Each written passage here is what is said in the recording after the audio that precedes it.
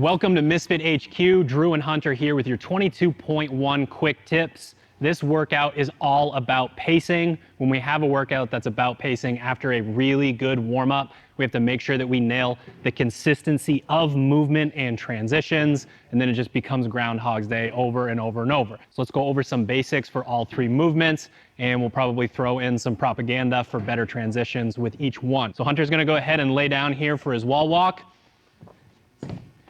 What we are looking for and what most athletes prefer is what we would call a bent leg pike. So he's going to push himself up into position here and he's going to lift his hips up, but we don't have to worry about being stringent here. We want to save our legs for the rest of the workout. So once he's in this position, he is going to bring his feet up and then he is going to walk in for his wall walk, obviously meeting all of the standards. He's coming back down. And again, the name of the game here is consistency. When you are warming up, you are making sure that you know how many steps out and then back in that your wall walk is each time. We want that for repeatability. If it's about pacing, if it's about Groundhog's Day, we need the same thing over and over and over. From here, again, transitions, the name of the game. He is going to walk right over and put his hand on that dumbbell. He's going to start working through some dumbbell snatches for us here, and you're going to notice that he is going to bend his legs as the dumbbell is passing back down through his hip, and we're just going to get some knee extension there. You can go ahead and stop. Hunter just did quite a few reps here a second ago. He has already done this workout, but again, when we're looking at that, we're making sure that we're getting that knee bend. Not only is that going to save the lower back in a workout that could be an issue with the two other movements for the lower back, but it also gives us a little bit of leg drive to go with that torso swing. Now, we're probably going to spend the most time in this video on the box jump over just because there's a lot of athletes that are not used to stepping down. What happens in a CrossFit gym when this is announced is everybody finds a box and starts acting insane. They start to jump over. This is awkward. I've never done this before. I'm not going to be able to do this.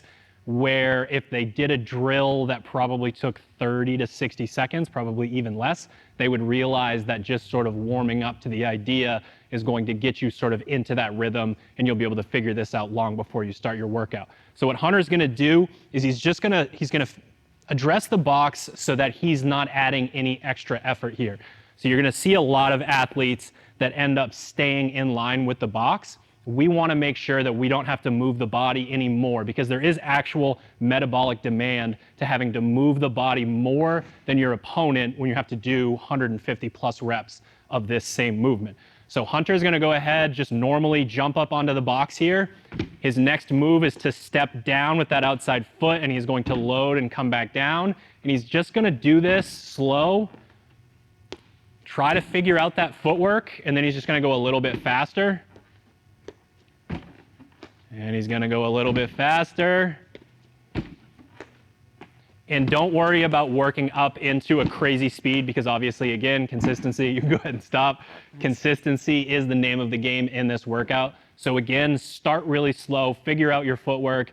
Obviously, with this new standard, you cannot bound these box jumps, but you notice that Hunter had, he wasn't loosey-goosey with that outside leg. And then as he came back down, we still get some of that stretch reflex. So you still get some sort of bounding in there. There's just not going to be that same sort of rebounding style. So again, what we are looking for is a really great warm-up. And then we're going to think about consistency of movement. We're going to practice, make sure we're good. Because we want to know what these rounds feel like, we're going to go through a practice round or two. We want to sort of know what that faster round feels like and potentially even a little bit of a slower round. We're looking at anywhere from a minute to a minute 35. That's going to be where most people are going to fall in for most of their rounds. If you want to see more of this content, we're about to head into the studio for a podcast. You can find that on YouTube. We're going to break down the warm-ups that we want, the cool down that we want, in depth on each movement, strategy, mindset, all that good stuff. Give it a shot. Let us know how 22.1 goes. We'll see you on the leaderboards.